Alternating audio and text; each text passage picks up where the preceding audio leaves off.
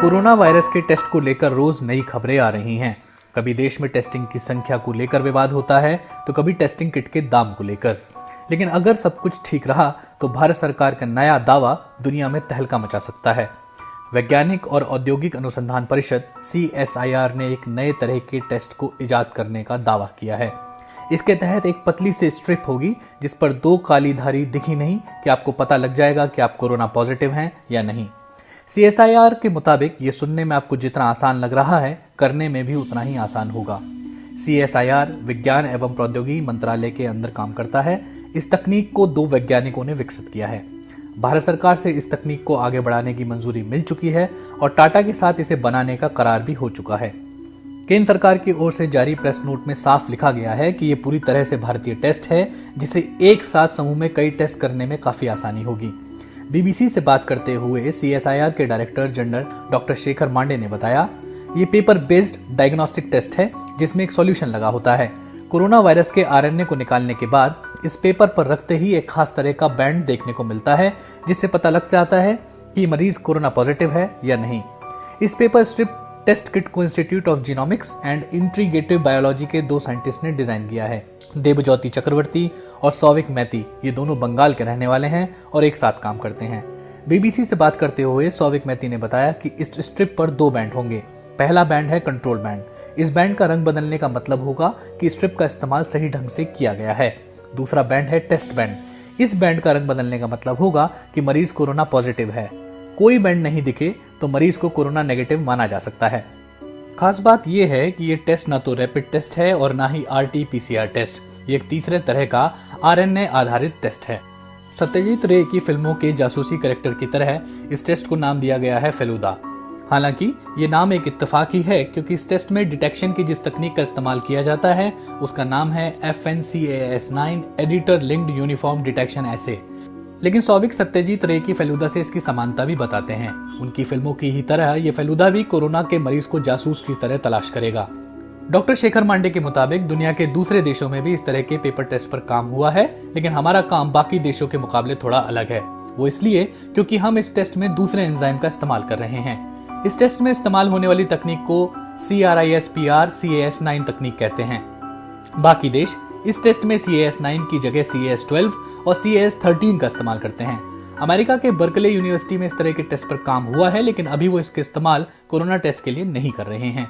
Doctor Mande के मुताबिक मई महीने के अंत तक भारत में ये टेस्ट शुरू हो सकते हैं। इस टेस्ट की गुणवत्ता के बारे में जानकारी साझा करते हुए उन्होंने कहा कि भारत में इस्तेमाल होने वाले RT-PCR की तरह इस टेस्ट के नतीजे भी उतने ही सही आ रहे हैं।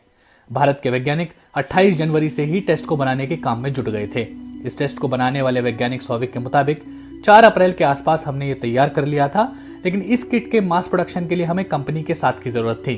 फिर इसके लिए टेंडर निकाले गए और बाकी जरूरी मंजूरी की प्रक्रिया को पूरा करने में महीने भर का समय और लग गया। पिछले दिनों भारत ने चीन से टेस्टिंग किट मंगाई थी, लेकिन इसके नतीजे ठीक नहीं आए। 3 राज्य सरकार ने जब शिकायत की तो ICMR ने खुद टेस्ट किट की जांच की, लेकिन उनकी जांच में भी वो किट फेल हो गए तो भारत ने चीन को वो किट वापस कर दिए। भारत सरकार टेस्टिंग की प्रक्रिया में तेजी लाने के लिए रैपिड टेस्ट किट भारत में लाना चाहती थी, लेकिन क्या इस पेपर टेस्ट किट के बाद रैपिड टेस्ट किट की जरूरत नहीं पड़ेगी? इस पर डॉक्टर मांडे कहते हैं, ये टेस्ट किट किसी से बेहतर या खराब नहीं होता। दरअसल RT-PCR टेस्ट करने में कुछ ज्यादा समय लगता है और उसकी कीमत भी ज्यादा है। पेपर बेस्ड टेस्ट में समय भी कम लगेगा और कीमत भी काफी कम होगी। पेपर बेस्ड टेस्ट में सैंपल लेने से नतीजे आने में 1 या 2 घंटे का वक्त लगेगा। कीमत के बारे में डॉक्टर मांडे ने कहा कि अगर इसका मास प्रोडक्शन होता है तो इसकी कीमत 300 से 500 रुपए के बीच हो सकती है। आने वाले दिनों में भारत कितनी मात्रा में इस टेस्ट किट का उत्पादन करने जा रहा है, इस पर डॉक्टर मांडे ने सीधे तौर पर अभी कुछ नहीं कहा, लेकिन उनका मानना है कि आने वाले दिनों में कोरोना के केस बढ़ेंगे ही और हमें अपनी टेस्टिंग को बढ़ाने की जरूरत भी पड़ेगी। दोनों ही सूरत में भारत के डिमांड को हम पूरा कर पाएंगे। BBC से बातचीत में नीति आयोग के सदस्य डॉक्टर VK पॉल ने भी कहा था कि अगले 2 महीने में भारत 5 लाख टेस्ट प्रतिदिन करने की क्षमता रखता है। जरूरत पड़ी तो टेस्टिंग की रणनीति में बदलाव लाकर सभी के लिए टेस्ट करवाने पड़े तो भारत इसकी तैयारी भी पूरी करेगा। भारत में फिलहाल RT-PCR टेस्ट ही हो रहे हैं, जिसके नतीजे वैसे तो 6 घंटे में आने का दावा किया जाता है, लेकिन लोगों को कोरोना टेस्ट के नतीजे मिलने में 1 से 2 दिन का इंतजार करना पड़ रहा है। इस सवाल के जवाब में सौविक कहते हैं, ऐसा नहीं है।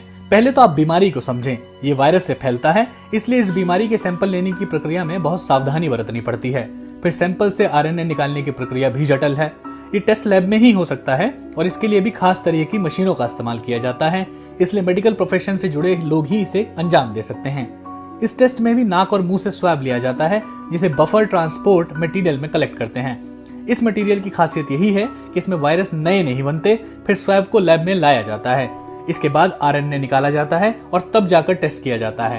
ये टेस्ट देश के किसी भी पैथोलॉजी लैब में किए जा सकते हैं, पर भारत को मई के अंत तक इंतजार करना होगा जब तक ये टेस्ट किट लैब्स में उपलब्ध होंगे। कोरोना वायरस से जुड़ी बुरी खबरों के बीच भारत की टेस्ट किट पर काम करने और कामयाबी मिलने की खबर सुखद एहसास देती है।